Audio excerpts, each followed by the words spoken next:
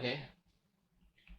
Bismillahirrahmanirrahim. Assalamualaikum warahmatullahi wabarakatuh. Waalaikumsalam warahmatullahi wabarakatuh. Halo teman-teman semua, apa kabarnya pada malam hari ini? Apakah kalian semua dalam keadaan sehat? Alhamdulillah ya, insya Allah kalian semua sehat ya kan? Ya, insya Allah sehat lah. Sebelumnya izinkan saya untuk memperkenalkan diri. Izinkan kita untuk memperkenalkan diri terlebih dahulu ya. Saya Ilfi Syabil Novian. Dan saya Ilham Gustianari Putra. Kita berdua adalah mahasiswa program studi ilmu komunikasi semester 2. Oke. Dan pada malam hari ini kita akan membahas salah satu topik dalam tentang seputar worldview syariah, yaitu syariat dan agama. Ya, benar itu, syariat dan agama yang akan kita bahas pada malam hari ini, tentang syariat dan agama. Sebelumnya saya mau nanya dulu nih sama Mas Ilham ya, apa sih yang dimaksud syariah? Syariah itu adalah, kalau misalnya saya ini kan, syariat suatu syariat yang diajarkan sama ya pengikut-pengikut ajaran Rasul gitu. Oh gitu ya. Kalau syariah menurut saya sendiri itu secara bahasa itu aja adalah sebuah jalan menuju sumber air atau sumber mata air, Mas. Jadi orang Arab itu, yang namanya Arab ya kan padang pasir kan ya? Iya benar. Pasti memerlukan air. Nah, jadi air itu tepat kembalinya orang-orang Arab karena di dalam air tersebut banyak orang-orang membutuhkan air di Arab itu ya. Ya, karena gesangnya gitu kan di Iya, Arab karena itu. Arab itu panas. Ada kayak padang pasir dan singa padang pasir itu, tinen-tinen gitu. Nah, habis itu dengan agama gitu kan. Mungkin saya boleh menanya kepada teman saya sendiri gitu kan. Muhammad Rilfi Sabil ya. Jadi apa sih menurut antum pandangan agama itu apa? Kalau menurut saya sendiri itu, yang setelah saya baca-baca ya dari buku Worldview Syariah, agama itu secara bahasanya itu berasal dari bahasa Sanskerta. Bahasa Sanskerta. Iya, ada dua. Yang pertama A, yang kedua gama. Nah, tahu gak artinya ini? Agama. Habis itu gimana itu maksudnya? Agama. A sama gama. Oh, A sama gama. Iya. Oh, iya. Berarti apa itu artinya itu kalau misalnya A sama agama? Kalau A dalam bahasa Sanskerta artinya itu tidak. A dalam kata Sanskerta itu tidak. Ya, kalau gama? Tidak. Kalau gama itu artinya rusak. Nah, kalau digabung agama berarti tidak rusak. Karena agama itu sesuatu yang tidak dapat rusak. Oh, berarti kalau A itu artinya tidak, kalau gama itu artinya rusak, tapi kalau dijadi satu itu berarti rusak. Tidak rusak artinya gitu kan, agama. Iya. Itulah yang dinamakan agama menurut saya. Dalam Sanskerta begitu ya, juga kita baru tahu gitu kan. Kalau menurut Mas Ilham sendiri gimana? Ya, kalau menurut saya sih agama itu suatu apa yang menyeluruh perintah-perintah Allah untuk bertunduk kepada Allah gitu. Menaati perintahnya. Iya, untuk mentaati perintah Allah. Dari kayak sholat, ibadah dan puasa dan lain-lainnya. Apalagi sebentar lagi kita bulan Ramadan ya kan. Iya. Kita harus menunaikan ibadah sholat, habis itu puasa, itu menahan lapar, makan dan haus gitu kan. Apalagi saya sendiri kan gitu, gendut gitu kan, butuh makan gitu. Iya, benar juga ya. Tidak kuat menahan siang gitu kan. Mungkin terus selanjutnya saya masih bingung nih. Agama sebagai milah dan nihlah. Itu gimana ya maksudnya kira-kira ini? Agama sebagai milah dan nihlah. Milah dan nihlah. Milah dan nihlah. Milah apa? Milah dan nihlah. Milah dan nihlah. Nihlah. Oh, ya. Kalau itu saya juga kalau milah dan nihlah itu mungkin belum mengetahui itu. Mungkin dari antum bisa menjelaskan nih milah dan nihlah. Kalau menurut saya sendiri, setelah saya baca-baca itu milah. Yang pertama itu dia lebih berasal semuanya lebih berasal dari Allah Subhanahu wa taala. Jadi seperti aturan tentang sholat, aturan tentang zakat yang wajib itu sudah dinamakan milah. Sedangkan nihla itu kepercayaan buatan manusia. Kepercayaan buatan manusia. Jadi gimana ya contohnya? Kalau contohnya itu mungkin bisa dijelaskan untuk gimana gitu. Contohnya nihlah itu misalnya kepercayaan buatan manusia kan. kepercayaan buatan manusia. Misalnya Kalau menurut saya kepercayaan buatan manusia itu mungkin ini kayak patung nggak sih, kayak berhala gitu, apa bukan? Kepercayaan buatan manusia. Soalnya yang dibuat dari agama ini kan biasanya tuh orang non muslim itu membuat patung, habis itu disembah gitu. Sedangkan dia tidak bisa apa-apa gitu kan, tidak bisa berbicara, tidak bisa memberi, dan itulah kan tidak bisa itu menurut saya gitu kan. Benar. Kalau pembuatan manusia gitu, kepercayaan buatan manusia kan. Kalau misalnya Islam itu kan kepercayaannya mutlak ya dari Allah. Nah ini nilai ini berarti banyak macamnya berarti ya. Kalau yang saya ketahui juga itu milah berasal dari wahyu. Iya, karena dia itu sumbernya udah kuat gitu. Dari wahyu Allah itu sendiri. Dari wahyu Allah. Iya. Kalau milah itu disenderkan juga, didefinisikan kepada para nabi dan rasul. Soalnya kan nabi dan rasul itu kan mereka yang bawa ajaran Islam ya. Iya. Mereka yang menyeru umat manusia untuk masuk agama Islam. Makanya itu disebut milah. Iya. Selanjutnya terus kemarin tuh juga dari teman-teman tuh ada pertanyaan gitu kan, buat pertanyaan apa ini? Pertanyaan dari teman-teman gitu kan, menitip pertanyaan gitu buat kita untuk mengkaji gitu kan. Ya tidak, kalau misalnya kita juga kurang tahu, mungkin dari yang lain juga bisa ada yang tahu gitu kan. Mungkin dari soal teman-teman kemarin nitip ke kita itu, dia menanyakan tuh bahwasanya ada berapa pertanyaan ini? Ada tiga. Coba sebutin. Yang pertama itu tuh apa sih dalil bahwa Islam adalah agama para nabi kan? Itu teman-teman menanyakan dalil bahwa Islam adalah agama para nabi. Dan yang kedua ada lagi dari teman-teman kita itu menanyakan tentang soal tuh apakah syariat Islam Islam mengandung ajaran-ajaran para nabi sebelum Rasul. Dan yang ketiga ada lagi nih, yang terakhir dari jawaban teman-teman pertanyaan teman-teman yang nitip ke kita gitu kan. Yang ketiga ini, apa sebenarnya arti din dan milah dalam Islam? Arti din dan milah gitu. Mungkin kalian yang penonton udah pada tahu gitu kan artinya din dan milah, tapi ini mungkin kita akan bahas lagi bagaimana. Mungkin nanti kalau misalnya kalian tahu bisa di kolom komentar juga ya kan, di komen di dalam situ. Oke. Nah, yang akan kita bahas ini pertanyaan pertama dari teman kita yang kemarin nitip pertanyaan ke kita gitu. Yang pertama itu pertama tadi itu soalnya apa dalil bahwa Islam adalah agama para nabi gitu. Ketika itu temen tuh pada nanya gitu kan. Ya, mereka tuh pada penasaran. Iya. Iya, apa sih, gimana sih Islam itu, apakah Islam itu berasal dari para nabi gitu ya?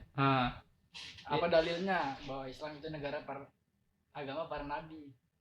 Di dalam Al-Quran itu kan sudah tertulis gitu, bahwasanya agama itu adalah para nabi, bahwa Islam itu adalah agama para nabi. Nah, di dalil Al-Quran itu sudah tertulis di surat Ali Imran ayat 19. Ali Imran ayat 19 dengan berbunyi, Innad dina indallahil Islam wa mahtalaful ladina utul kitaba illa mimba dima ja'ahumul ilma bagian bainahum wa may yakfur bi ayatillahi fa innallaha sari'ul hisab. Nah, di dalam artinya itu kan sudah dibahas gitu di dalam surat Ali Imran ayat 19. Artinya gimana nih? Artinya seperti sesungguhnya agama yang diridhoi di sisi Allah Itunya Islam. ialah Islam. Nah, Oh, orang-orang iya. yang telah diberi kitab tidak berselisih kecuali setelah datang pengetahuan kepada mereka karena kedengkian di antara mereka siapa yang kufur terhadap ayat-ayat Allah, sesungguhnya Allah sangat cepat perhitungan gitu. Maksudnya itu gimana tuh? Maksudnya kayak dia itu dia udah ada agama Islam tapi tetap menyembah agama lain gitu. Tidak menyembah Allah tapi dia menyembah berhala. Nah, di situ Allah akan cepat banget itu untuk perhitungan untuk mereka gitu. Apalagi kan saya juga pernah dengar, kalau misalnya dari kalian penonton itu pernah baca buku Islam itu dunianya sempit. Nah, Islam itu dunianya sempit dan non Muslim itu dunianya luas. Nah, iya sih. itu juga dalam maksud tuh gimana ya? Kalau misalnya kalian pernah pernah baca buku, kalau misalnya yang saya rasakan, saya pernah merasa tuh, oh ini kita kok terasa sempit banget gitu ya di dunia Islam ini. Iya. Karena harta pun dikit, kita nggak pernah dapat gitu kan. Kadang yang hartanya banyak malah merasa kekurangan gitu. Yang sering saya lihat tuh kadang yang sering dapat harta paling banyak itu ya, itu tuh mohon maaf itu kan orang non Muslim itu. Jadi harta yang paling banyak tuh orang non Muslim, dibaratkan daripada orang Islam. Nah, orang Islam tuh mendapatkan ujian yang berbanyak-banyak gitu kan. Itu dari itu yang setelah saya baca buku dari yang pernah saya ambil tuh katanya dunia Islam itu dunianya tuh sempit daripada non Muslim, dunianya tuh luas gitu. Nah, dan dalil itu tidak hanya satu ya kan. Dalil tuh banyak buat. Dalil tuh tidak hanya satu, dia ada 2, 3, 4. Tapi ini kita akan bacalah beberapa dalil gitu kan. Jadi bahwasanya agama para nabi dan rasul. Habis itu tertulis lagi hadisnya ada. Oh, ada. Tapi ini dalil Quran dulu kan. Ini tertulis di surat Ali Imran ayat 85. Tadi Ali Imran ayat 19. Sekarang 85. Nah, mungkin dari kalian bisa ngecek Al-Qur'an gitu kan. Nah, kalau di dalam Al-Qur'an ini maksudnya di Ali Imran ayat 85 menjelaskan tuh bahwasanya barang siapa mencari agama selain Islam. Bahwasanya mencari agama selain Islam, maka sekali-kali tidaklah akan diterima agama itu daripadanya di akhirat nanti. Dia termasuk orang-orang yang rugi. Nah, ini maksudnya apa ya dalam akhirat nanti ini? Maksudnya gimana itu? Ini tuh seperti gimana ya, dia siapa mencari agama selain Islam, maka sekali-kali tidaklah akan diterima agama itu. Contohnya kayak gini, kita misalnya ada orang-orang Yahudi dan dia tuh orang-orang yang tidak beragama lah ya. Ateis biasanya kita dibilang ateis kan, orang yang nggak punya agama. Nah, itu dia heran, dia mencari agama tapi dia nggak tahu gitu kan agama yang benar itu apa. Akhirnya dia mencari, ini mungkin agama Yahudi ini itu udah paling benar, agama Yahudi. Akhirnya dia memasuki itu, dan tetapi di dalam Al-Qur'an di surat Ali Imran ini ayat 85 itu menjelaskan tuh bahwasanya itu tidak yang mencari agama selain Islam gitu. Iya, tidak mencari agama selain Islam. Yang mencari agama selain Islam. Yang mencari agama selain Islam. Kalau misalnya dia mencari agama selain Islam, maka dia di akhirat nanti termasuk orang yang rugi. Termasuk orang-orang yang rugi. Dia bahkan dia bisa masuk di neraka gitu kan. Kita juga kurang tahu juga ya. Tapi kalau misalnya dari orang-orang yang non Muslim itu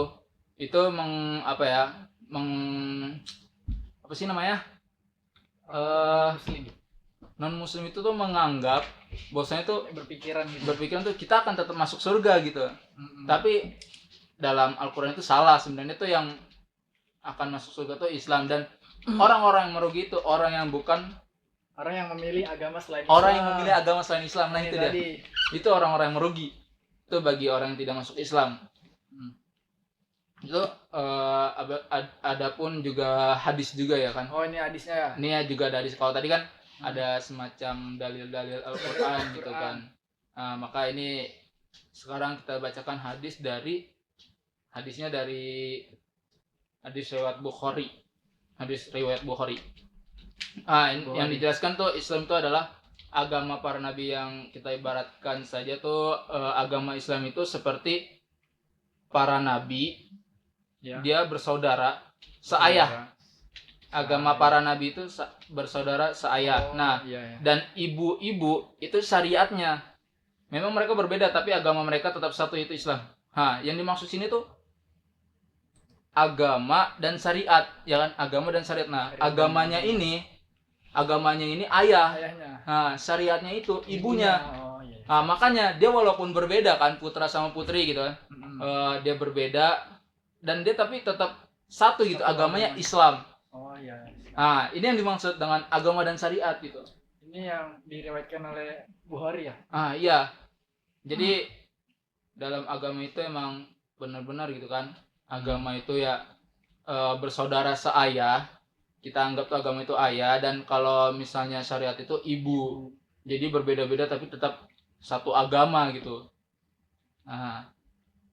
Dan ada juga ya kan, ada hadis yang menjelaskan juga,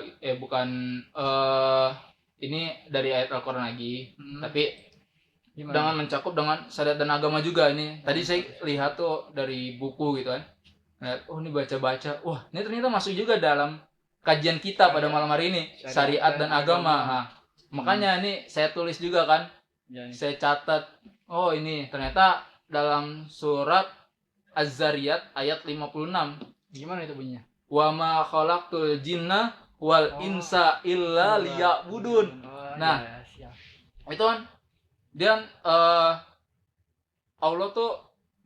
Allah itu mengatakan ke kita semua, untuk umat manusia. Untuk umat manusia ya, bukan umat Islam.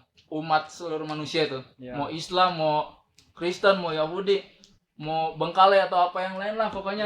Nah, itulah selain agama Islam. Iya, selain agama Islam Allah mengatakan tuh, wa ma khalaqtul jinna wal insa illa liya'budun. Aku tidak menciptakan jin dan manusia kecuali illa liya'budun, menyembah saya. Bukan saya ya, tapi Allah. Menyembah Allah gitu. Bukan saya sendiri, bukan. Tapi itu menyembah Allah. Wa ma khalaqtul jinna wal insa illa liya'budun. Aku tidak menciptakan jin dan manusia untuk kecuali selain menyembah Allah. Saya menyembah Allah. Itu yang dimaksud dan Allah dari Al-Qur'an itu kan Allah sendiri yang mengatakan kan. Tapi banyak orang-orang luar tuh masih belum percaya dengan agama Islam. Makanya kita juga bagaimana nih selaku orang Islam, apalagi orang-orang pondok gitu kan.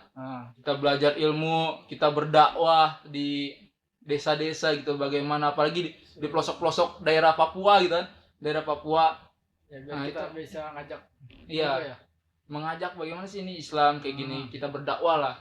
Doakan kami gitu kan, menjadi orang-orang yang berguna, amin. Di kelak nanti. Itu ada dari antum kan mungkin menyerah dan tunduk kepada Allah. Yang kedua itu gimana jawabannya pertanyaan kedua ya? Yang kedua mungkin nanti dulu ya. Ini ada lagi dalam dalil itu kan, inna dinna indallahil Islam. Ini saya banyak dalil ya, tapi emang benar-benar gitu kan, orang harus pakai dalil gitu ya. Soalnya biar kita percaya juga kan, ini kita dakwah kecil juga. Bukti kan, dalil. Ya walaupun kita juga masih belajar gitu kan. Makanya kita belajar bersama untuk mengkaji worldview Islam gitu kan. Worldview syariah, bukan worldview Islam. Worldview syariah ya. Worldview syariah. Tapi Islam kemarin semester 1. Semester 1 kemarin. Jadi di dalam dalil itu innad dina indallahil Islam kan. Ini ada lagi nih. Iya. Kan tadi udah disebut ya. Ada lagi nih, Ini- ketemu lagi nih. Ini maksudnya beda apa sama nih gimana? Sama, ini sama tentang soal yang pertama tadi kan. Oh, itu. Nah, sesungguhnya agama yang diridhoi itu hanyalah Islam. Nah, Ya. bener kan? Ini dari lagi keluar lagi nih. Hmm. Sesungguhnya agama yang diridhoi Dan hanyalah Islam. Nah, jadi dari kalian misalnya orang-orang non muslim mungkin bisa masuk itu kan ke agama Islam. Nah, Boleh. dan ini buku ini juga kita ambil dari soal pertama ini kan, dari Dinul Islam, itu buku Dinul Islam. Wah, ya. Dari karyanya Abdul Aziz bin Abdullah bin Bas. Nah, jadi ini bukunya kita ambil dari, jadi kita nggak semena-mena untuk ini ya ngomong gitu. doang gitu, tapi kita ambil dari buku. Akhirnya ini data gitu. iya, dari karya Abdul bin Abdullah bin Bas. Nah, di karya Aziz. buku Dinul Islam bin Bas. Oh, siap. Oke. Mungkin dari soal yang kedua ya. Iya. Soal kedua. Dari soal Kedua tuh apakah syariat Islam mengandung ajaran-ajaran para nabi sebelum Rasulullah? syariat Islam mengandung ajaran para nabi sebelum Rasulullah. Kalau bentar dah. Kalau menurut aku sendiri, itu kan syariat Islam gimana tadi, mengandung ajaran-ajaran para nabi sebelum Rasul. Sebelum Nabi Muhammad gitu. Kalau menurut Ajaran aku sih syariat Islam tuh sudah ada sejak sebelum Nabi Muhammad. Itu kalau menurutku ya, yang seingatku dari dulu lah pernah belajar ya. Jadi itu Islam udah ada sejak sebelum Nabi Muhammad. Cuman sejak Nabi Muhammad datang itu untuk menyempurna Islam yang sebelum Rasul gitu lah. Menurutku gitu. Gimana kalau menurut Islamnya? Tapi kemarin juga dari teman-teman kita tuh masih ada yang belum percaya ini emang. Dia masih belum percaya. Kalau misalnya kita bilang ya bengal palanya itu kan. Masa udah umur segini masih belum Makanya udah umur segini kan, udah umur 20 gitu. Umur 20 ada yang umur 19 gitu kan. Masih ada yang belum percaya sama Islam gitu kan. Nah, makanya ini kita butuh jawaban ini ya, jawaban yang benar. Katanya dipertanyakan ya. Iya. Dia dari dulu ngapain aja gitu kan. Udah gede, udah bujang gitu. Tapi belum tahu agama gitu. Belum paham gitu. Kita juga masih belajar gitu. Makanya kita sama-sama belajar di sini. Nggak tahu, tapi kita tetap belajar. Kalau misalnya kita udah nggak tahu, nggak belajar, itu salah. Itu bodoh itu namanya. Nggak boleh diikutin. Jadi jawabannya itu adalah iya gitu kan. Agama syariat Islam itu mengandung ajaran-ajaran para nabi sebelum Rasul. Itu jawabannya iya, syariat Islam itu yang dibawa oleh para nabi dan Rasulnya. Nah, di dalam itu tuh tidak hanya itu saja ya, ada pun juga beberapa suatu macam-macam gitu yang mengenai hubungan syariat juga. Yang pertama itu adalah kesamaan akidah, atau biasa dibilang kita tauhid gitu kan. Kesamaan akidah atau yang bisa kita bilang tauhid. Dan yang kedua itu tuh dari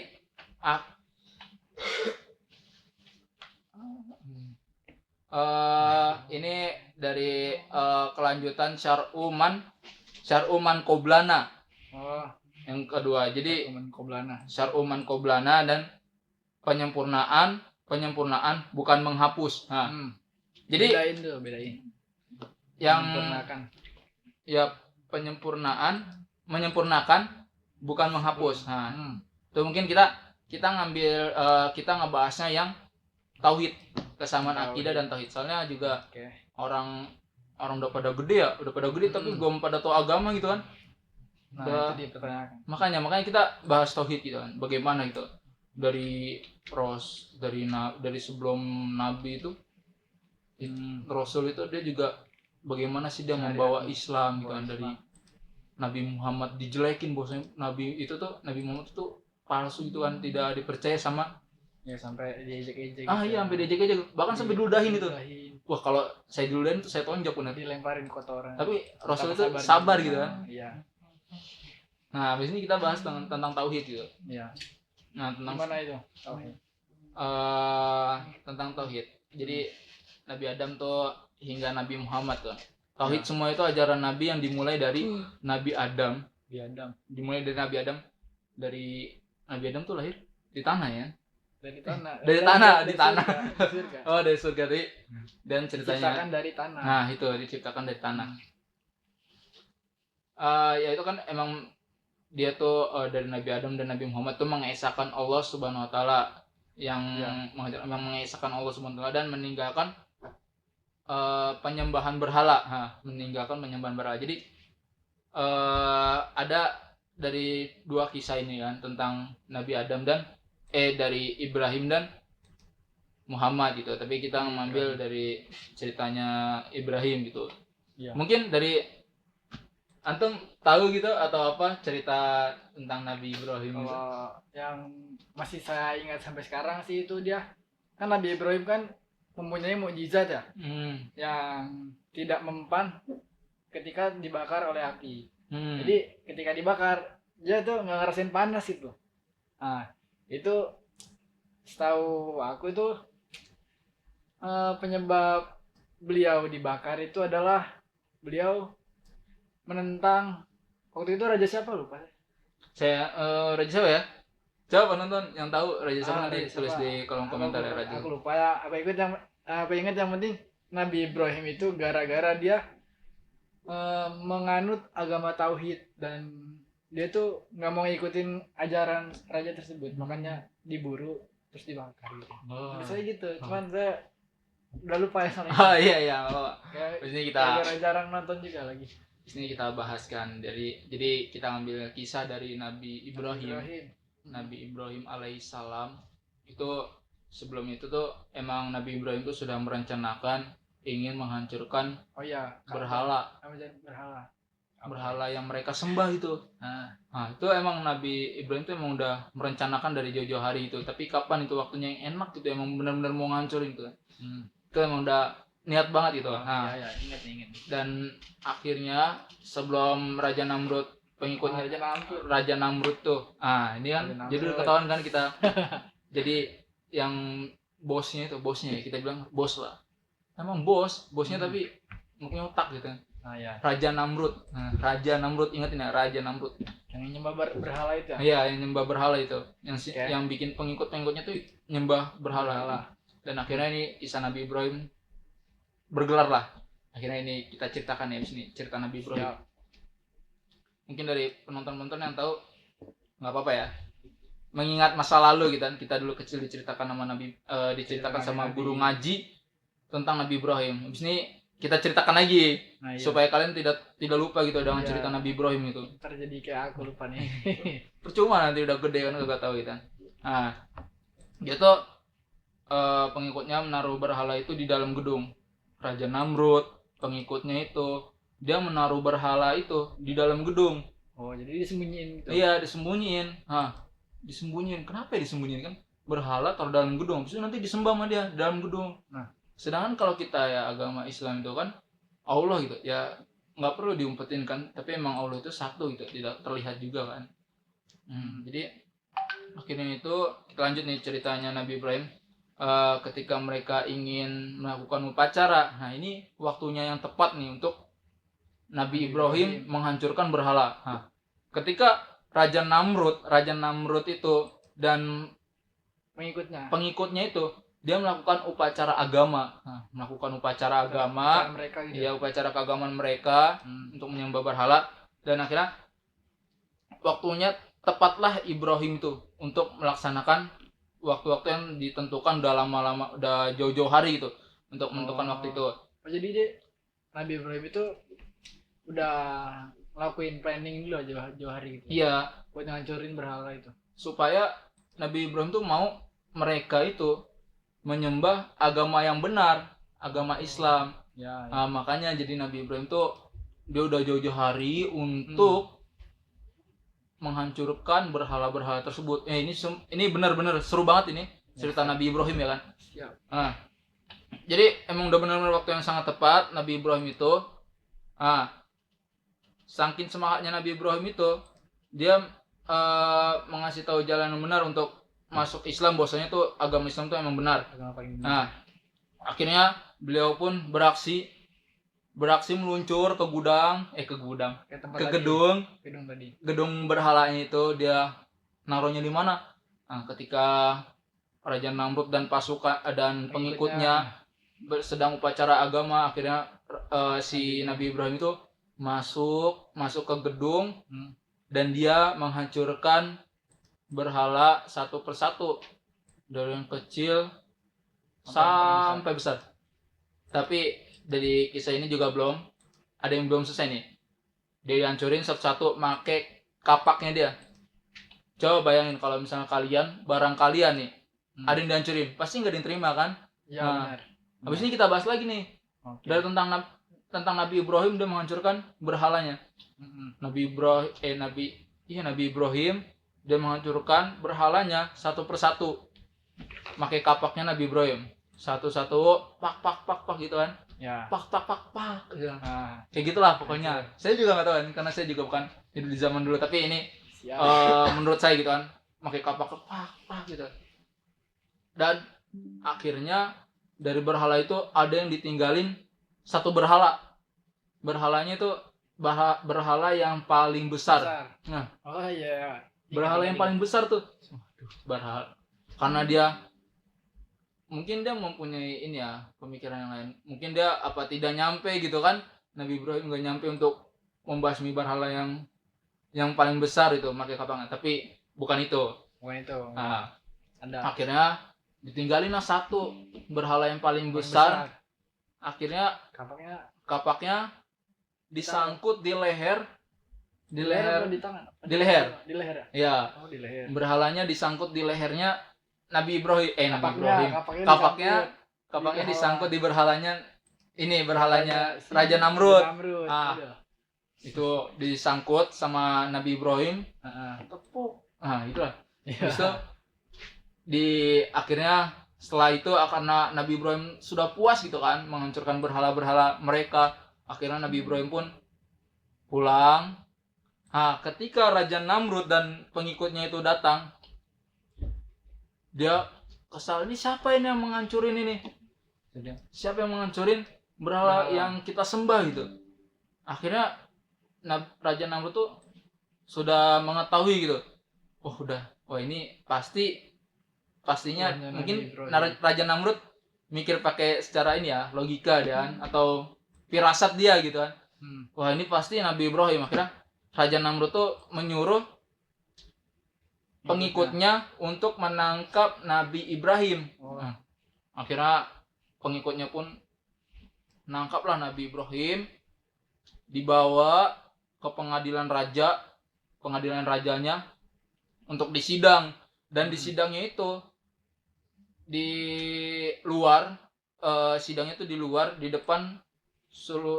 depan umum masyarakat sekitar, di depan pengikutnya gitu ya. Iya, di depan pengikutnya, biar mereka tuh tahu bahwasanya tuh ini loh orang yang menghancurin berhala gitu. Orang yang menghancurkan berhala yang kita sembah. Makanya dia diadilin, dibawa ke pengadilan raja di tempat umum gitu, supaya rakyatnya tuh tahu bahwasanya yang ini orang yang menghancurkan berhala yang kita sembah. Habis itu akhirnya mengasih tahu jalan. Akhirnya waktu yang sangat tepat itu udahan tadi. Itu apa lagi? Belum. Aduh, ini agak-agak gimana ya? Saya juga belum lanjut. Jelas. Itu lanjut. Setelah Raja Namrud pulang itu udah akhirnya Gimana akhirnya? Disaksikan oleh masyarakat. Si Raja Namrud itu bertanya kepada Nabi Ibrahim. Hai Ibrahim, Hai Ibrahim, apakah kamu menghancurkan berhala-berhala itu? Kayak gitulah. Dia Raja Namrud asal suzon aja. Ya. Hai Ibrahim, apakah kamu menghancurkan berhala-berhala itu? Lalu Nabi Ibrahim jawab apa? Tidak. Tidak. Dia menjawabnya tidak sambil bersihin kuku. Bersihin kuku tuh kalau sepemahaman saya, bersihin kuku tuh dengan tegas percaya jawaban dia sendiri gitu. Percaya bahwasanya jawaban Yakin. dia itu emang yakin tuh, emang benar-benar benar gitu. Bahwasanya itu Nabi Ibrahim bukan yang menghancurkan, tapi emang Nabi Ibrahim yang menghancurkan gitu kan. Iya. Nah, akhirnya si jawaban itu membuat Raja Namrud tuh semakin marah gitu kan. Akhirnya si Ibrahim lah langsung melanjutkan pertanyaan tersebut. Perkataannya yang dia akhirnya dilanjutkan sama Nabi Ibrahim. Oke, baiklah kan. Kita sama-sama berakal. Itu kata Nabi Ibrahim, kita sama-sama berakal. Sama-sama berakal. Masalah saat ini kita mencari pelakunya, siapa yang menghancurkan berhala itu. Nah, itu kan yang kita cari, siapa sih yang menghancurkan berhala itu, pelakunya itu siapa. Nah, ya. Lalu Nabi Ibrahim dia berbicara gitu kan. Sekarang pelakunya ada di hadapan kita. Ada patung besar. Ada patung besar dan di lehernya yang tertancap kampak itu. Nah, habis itu Nabi Ibrahim mungkin dia pelakunya. Nah, kenapa sih Nabi Ibrahim tadi tuh ngancurin yang gede tuh dia. Iya, dia nggak ngancurin yang besar. Ngancurin yang kecil-kecil doang. Ngancurin kecil-kecil. Terus disisain yang gede. Disisain yang besar, akhirnya buat ditaruh di kapaknya di situ. Kapaknya taruh di lehernya supaya nanti Nabi Ibrahim tuh nggak ketahuan gitu bahwasanya itu dia yang menghancurkan. Ya. Makanya dia Nabi Ibrahim tuh naruh kapaknya di lehernya. Nah, dia tuh supaya dia ngomong ini pas ketika dia di sidang nih kan. Akhirnya mungkin dia pelakunya.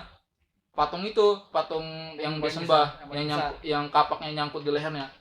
Mungkin dia pelakunya. Itu kata Nabi Ibrahim. Nah, akhirnya si Raja Namrud itu dia makin kesel. Makin marah karena jelas masih marah. Karena jawabannya tuh yang bikin kesel, dia nggak mau ngaku gitu kan. Ya kalian tahu sendiri kalau ada orang berbohong gitu kan.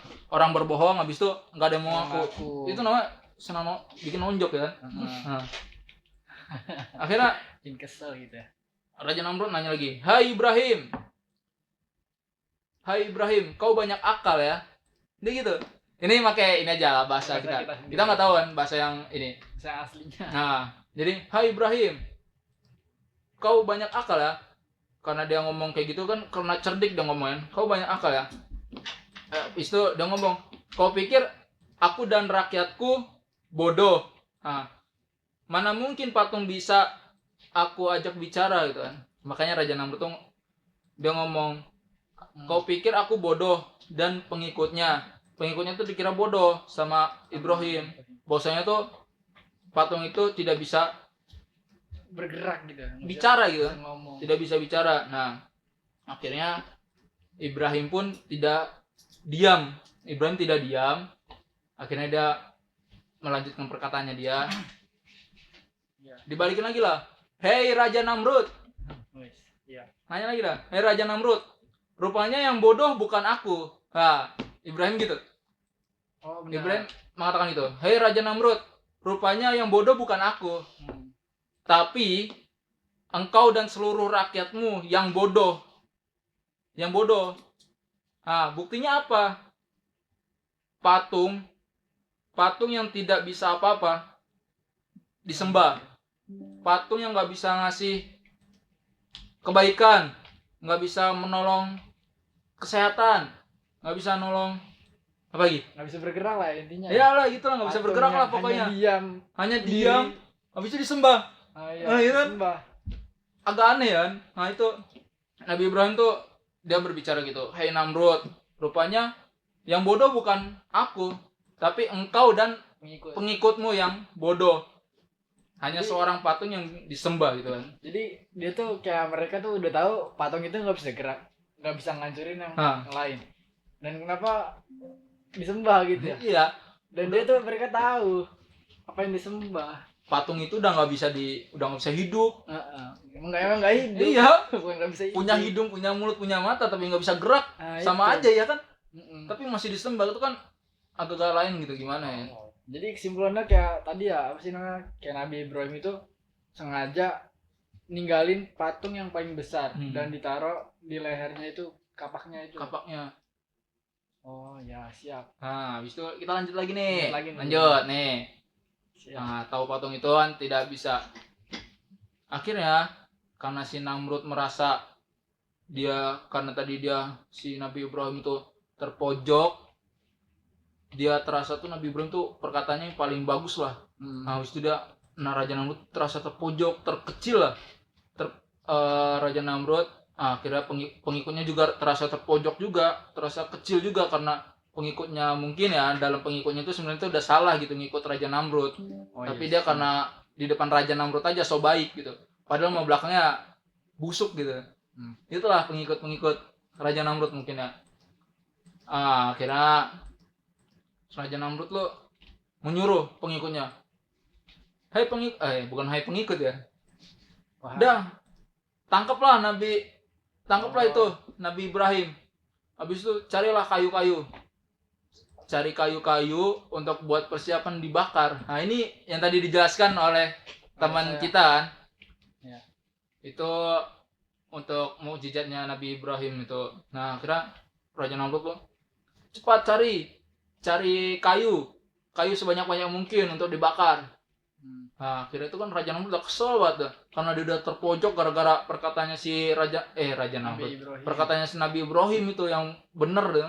Yang benar. Nah, soalnya pengikutnya juga benar gitu kan dalam perkataan Nabi Ibrahim. Iya ya, emang benar ya. Akhirnya dari pengikut dan Raja Namrud itu sudah terpojok gitu, tidak bisa berkata-kata. Akhirnya ditangkap gitu. Iya, Raja Namrud langsung, "Dah, tangkap aja itu Nabi Ibrahim." Habis itu langsung cari kayu, habis itu dibakar. Dan akhirnya dengan kehendak Allah, dengan izin Allah Nabi Ibrahim itu ketika Raja Namrud menaruh semua kayu-kayu dibakar. Nah, habis itu Nabi Ibrahim kan biasanya kalau misalnya kita dibakar aja kepanasan ya kan? Iya. Kita dibakar aja kepanasan. Tapi ini korek sedikit aja panas. Iya, makanya. Tapi Nabi Ibrahim diizinin sama diberi mukjizat sama Allah gitu. Di mukjizat akhirnya Nabi Ibrahim itu tidak merasa kepanasan ketika dibakar dan dia sebaliknya malah merasa kedinginan, bukan? Ya, nggak ngerasa apa-apa gitu. Iyalah, mati rasa. Iya. Itu dia merasa dingin gitu kan. Sebutan gitu ya, mati rasa. Gila ya, itu mukjizat Allah emang subhanallah, masya Allah banget. Kalau misalnya saya pengen kasih mukjizat ya gitu, pengen banget itu, pengen banget lah pokoknya. Tapi kan nggak mungkin ya kan, nggak mungkin dapat mukjizat juga kan. Dan ya emang Nabi Ibrahim gitu kan, kita juga nggak tahu kapan gitu kan. Akhirnya itulah ketika ketika Allah ngasih mukjizat itu, Allah ngasih mukjizat ke Nabi Ibrahim, dibakar akhirnya dia tidak terasa panas, akhirnya dia merasa dingin dari api tersebut. Akhirnya itulah mukjizat Nabi Ibrahim karena dia bersemangat untuk membenarkan Islam, bahwasanya itu adalah agama Islam tuh paling benar. Nah, makanya yang paling diridhoi oleh Allah. Akhirnya Allah pun ngasih mukjizat lah kepada Nabi Ibrahim. Nah, itulah dia. Kita baru tahu kan? Itu mukjizat Nabi Ibrahim. Ya kita yang tahu mukjizat Nabi Ibrahim itu kita tahu cuman Nabi Ibrahim itu cuman dibakar, habis itu dia nggak ngerasain apa-apa dingin, tapi dia nggak tahu asal usulnya dia dibakar tuh gara-gara apa. Iya. Mungkin kalian yang udah umur gede cari tahu ya, jangan sampai nggak tahu, bahaya itu. Ini kan untuk jawaban pertanyaan kedua ya? Ya, ini pertanyaan kedua nih. Nah, untuk pertanyaan ketiga itu pertanyaan apa ya, Mas? Kira-kira? Pertanyaan ketiga. Ini kan apa pertanyaan? Apa masih ada lagi jawabannya? Itu kita kan karena tadi kan kita ngambil ada tiga yang dibahas, tapi kita ngambil satu pembahasan aja dari tauhid aja. Nah, karena kita melihat dari agama-agama kita nih, orang Islam kita nih udah tua, kagak ngerti agama. Ya, jadi gimana ya, kalau dalam istilah itu jangan nunggu keadaan dulu baru berubah. Tapi Iya. berubahlah sebelum keadaan itu terjadi. Apalagi ini cerita dikit ya. So kemarin tuh Gimana? terjadi, saya tuh terasa ini ya, Apa tuh? terasa paling bukan paling ya, terasa paling berdosa gitu. Ketika itu tanggal berapa sih yang kemarin Ponorogo gempa tuh? Enggak lupa deh. Itu sekitar 2 harian yang lalu lah Ponorogo gempa. Nah ketika itu teman-teman saya pada kuliah gitu, saya izin Izin ya? nah izin nggak masuk lah. Nah Izin saya ngapain tuh? Izin ngapain? izin aja, mungkin dari saya tuh ya saya izinnya sakit gitu kan, tapi padahal nggak, tapi malah nggak masuk kuliah, mohon maaf. Nah habis itu ternyata emang di dalam berbohong itu nggak boleh gitu. Ya udahlah, saya diem lah di kamar kan, sambil siapin refreshing, buka laptop, buka handphone, sambil main lah di depan lemari. Akhirnya ketika itu teman saya sedang melakukan sholat duha. Ketika saya lagi main, saya panik. Ini Gempa apa itu nih? Ya, gempa. Gempa goyang-goyang ya, goyang-goyang. Itu wah, apa ini gara-gara saya berdosa ya? Ya saya langsung panik gitu kan, langsung lari kan. Kamar saya tuh di lantai 3 itu, udah kenceng banget, takut hancur. Nah saya mikirin gini, pas kemarin gempa tuh saya mikir gini, wah ada teman saya tuh lagi sholat, weh Hanif, namanya Hanif, Hanif, ada gempa, Hanif, ada gempa. Yaudah dia tetap sholat gitu kan, tetap khusyuk gitu. Nah, saya nggak sholat ya kan, nggak sholat duha gitu, makanya saya panik. Akhirnya udahlah biarin aja lah Hanif, kan dia sholat, kalau mati juga husnul khotimah. Itu pandangan saya gitu. Iya. Akhirnya yaudah saya kabur, lari turun tangga dari lantai 3 ke lantai bawah. Udah sampai lari depan rayon tuh, depan asrama. Wah, itu ngeri kan. Ternyata emang benar gitu kan, bohong itu nggak boleh. Ini pelajarannya buat kita yang orang-orang dewasa gitu kan, bohong itu nggak boleh. Nah itu bohong nggak boleh ya. Kalau emang benar-benar sakit, izinnya ya benar sakit gitu, izin kuliah gitu. Jangan izin sakit habis itu nggak ngapa-ngapain ya. Itu yang terjadi kan. Aduh, itu emang benar-benar saya merasa bersalah banget itu ketika itu saya berbohong gitu kan. Tapi ini udah menjadi, saya minta maaf pada teman-teman gitu kan. Akhirnya saya minta maaf kepada Allah, ya Allah maafkan saya gitu kan atas kekhilafan kemarin berbohong itu, terjadinya gempa gitu kan. Wah itu udah panik itu, gempa yang Ponorogo itu kan. Maksudnya ini kita lanjut ya karena waktunya juga cuma sedikit. Kita bahas yang soal ketiga. Soal ketiga apa itu? Soal ketiga ini dari teman-teman ya. Soal 3 dari teman-teman itu. Kalau bisa aku lah yang jawab. Tadi masih alam mulu. Oh iya. Maruk banget ya. Kita belajar sama-sama pengalaman gitu kan. Jadi soal yang ketiga ini apa sih sebenarnya arti din dan milah? Din. Iya, din dan milah dalam Islam. Din dan milah dalam Islam. Secara bahasa itu kan din artinya bahasa Arab Kak. Bahasa Arab artinya agama. Agama itu bukan sekedar agama. Kalau dalam Islam, agama itu menurut agama Islam itu ada 5 aspek nih Mas. 5 aspek. Apa aja tuh? Pertama itu keyakinan. Iya. Atau yang bisa disebut iman. Keyakinan kita kepada Allah, Tuhan yang Maha Esa. Oh iya. Iya. Pertama iman. Nah, yang kedua itu ada aturan hidup. Jadi, aturan hidup, ingetin. Jadi kita tuh hidup di dunia ini tuh punya aturan gitu. Walaupun kita ke hutan sekalipun ada aturannya. Dan aturan itu pasti nggak selalu tertulis ya. Oh iya. Kayak di pondok lah kan aturan kan banyak ya. Ada yang tertulis, ada yang nggak tertulis. Tapi yang nggak tertulis ini lebih banyak ya kan? Iya. Bagi kita kan juga, bagi orang-orang yang baru lulus, katanya tuh orang yang nggak betah di dalam kampus ini kan, katanya. Nah, sering keluar gitu. Sering keluar gitu katanya. Saya mau udah lulus, saya pengen bebas dari peraturan. Ya itu pandangan kalian, bebas dari peraturan. Nggak semuanya bebas. Dari kalian keluar kampus itu pasti ada peraturannya. apalagi di rumah. Aturan lalu lintas gitu ya. Iya, peraturan lalu lintas ada, peraturan rumah ada. Misalnya kalian nggak sholat, udah sapu melayang itu Nah itu. ke tubuh sama mama. Jadi yang kedua itu aturan hidup ya. Iya, orang hidup. Ingat di dunia ini semuanya itu ada aturannya. Jadi kita nggak semena-mena hidup di dunia ini. Tadi ada dalilnya kan. Wa Iya. ma khalaqtul jinna wal insa illa liya'budun. Wa ma khalaqtul jinna insa illa liya'budun. Allah itu nggak nyiptain manusia dan jin kecuali untuk beribadah. Jadi aturan nomor 1 itu ibadah, sholat ya. Jadi yang terus aspek yang ketiga itu ada ketaatan. Ketaatan, iman, peraturan, ketaatan. Nah, jadi setelah iman kita percaya kepada Allah, itu pasti ada aturannya kan. Iya. Nah, setelah ada aturan ini kita taat pada aturan-aturan itu. Jadi itu yang disebut namanya takwa. Takwa.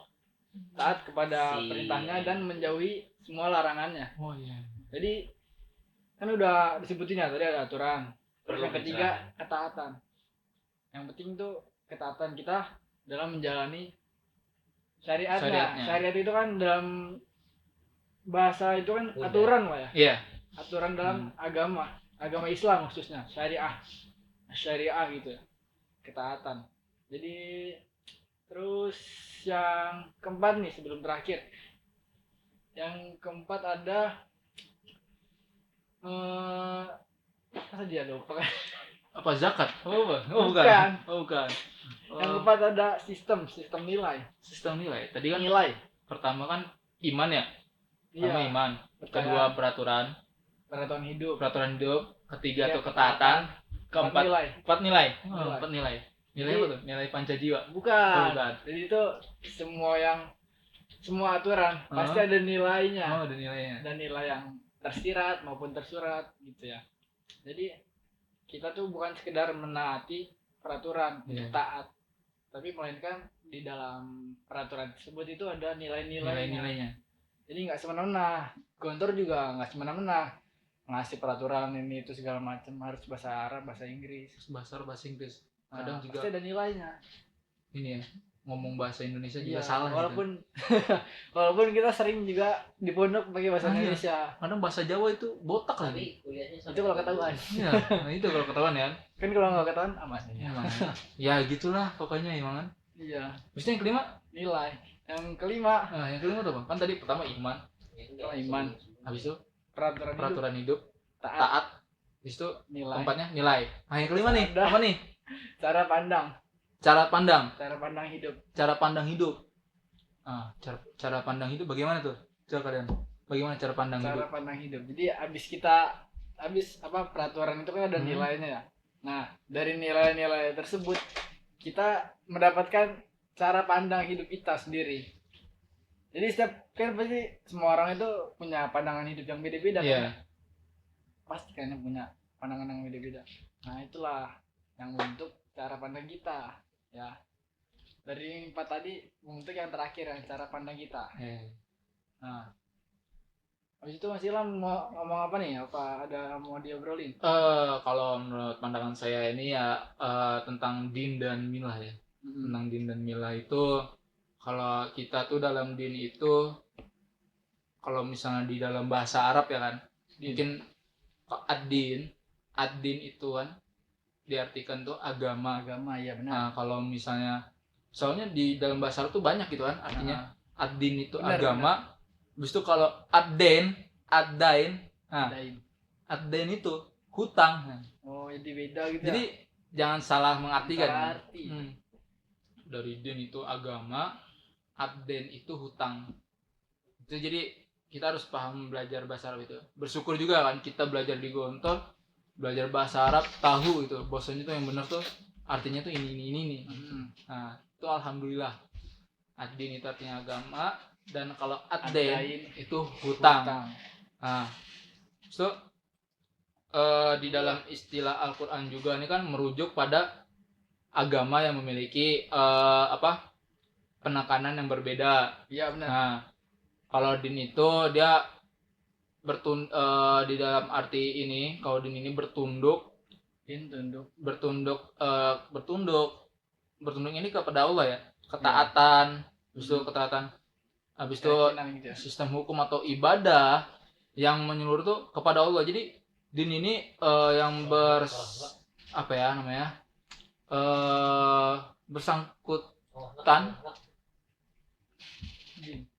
Bersangkutan untuk melakukan perintah-perintah Allah gitu. Itu din. Nah, kalau milah, aku belum ngejelas nih. oh belum ya? Oh iya. Belum, baru din, kita baru din. Oh iya, baru din. Milah, kalau milah gimana tuh, Mas? Kalau milah itu, Antum gimana? itu tuh milah itu lebih merujuk pada Rasul, dan para nabi dan Rasul. Seperti contoh milah Ibrahim, itu ajaran Nabi Ibrahim. Ajarannya Nabi Ibrahim. Ya kayak ya ajaran Nabi Ibrahim sama aja kan ya, Islam. Iya. Ya itu tuh ajaran yang dapat apa? Yang langsung dari wahyu gitu loh. Langsung dari wahyu. Jadi milah itu apa sih namanya?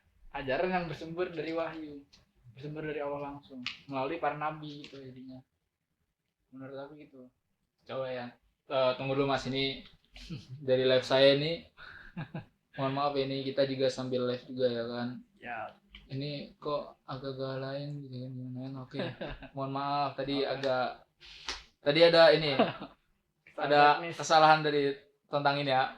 Jadi belum, ini kita bahas milah dulu nih, milah. Milah ulang berarti ya. Hai. Dari teman kita kan, milah ini apa?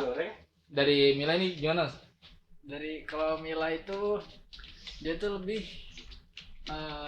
condong kepada yang namanya para nabi dan rasul. Sebagai contoh, milah Ibrahim.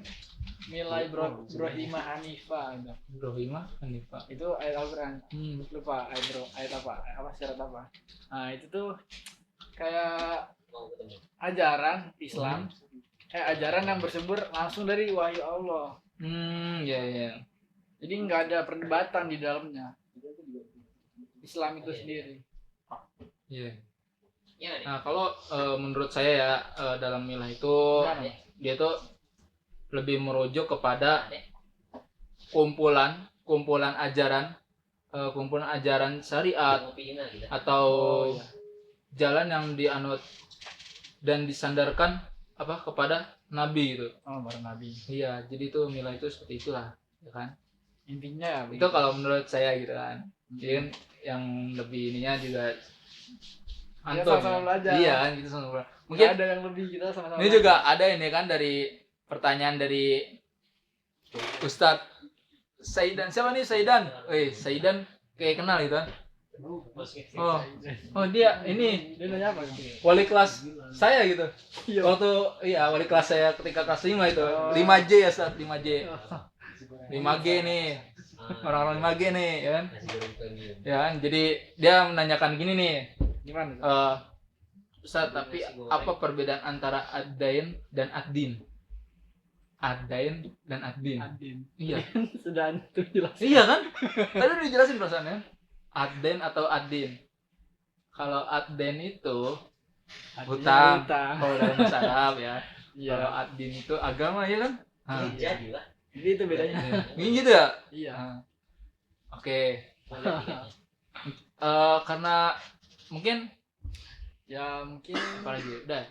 Di sini kita sama-sama belajar ya. Kesimpulannya dari sini kita harus sering-sering membaca buku, membaca tentang syariat dan agama khususnya ya, agar kita lebih memahami agama kita sendiri. Iya. Khususnya masa udah umur segini kan masih kurang paham gitu kan. Ketika ditanya orang dan nggak bisa, apalagi anak gue. Iya. Ya udahlah, mungkin itu dari kita tuh mau mungkin ini kita udah akhirnya selesai gitu kan, karena waktu sudah selesai gitu kan, karena habis ini juga ada bergiliran dari teman-teman kita. Iya, ada gantian lagi. Ini kita apabila ada salah dari perkataan kita, dari pembicaraan kita yang tadi, mungkin dari penjelasan kalian ada yang lebih baik daripada kita, bisa mungkin nanti di kolom komentar, bisa komen di kolom komentar di YouTube. Iya. Nama YouTube-nya siapa? Taqiyuddin. Oke. Kita bisa komentar di situ di konten YouTube Taqiyuddin. Ya, Taqiyuddin. Nah, itu dosen kita nih, dokter, jangan main-main. Ya, Gila itu. Nah, bisa. pasti. Itu mungkin itu ya cukup dari kita. Terima kasih teman-teman dan terima kasih penonton untuk Menyaksikan. menyisihkan waktunya sedikit gitu kan untuk mendengarkan kita. Terima kasih banyak sebesar-besarnya untuk kita ini ya. Terima kasih banyak. Terima kasih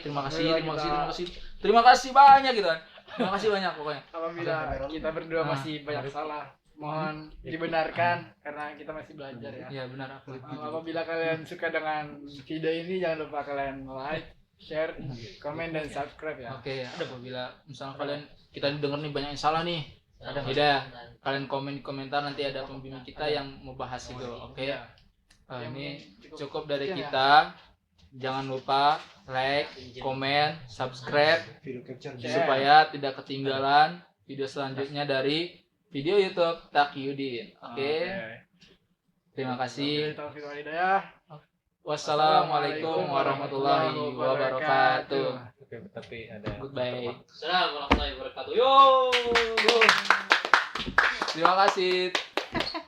Besok dia siapa, Tar? Give dulu dong.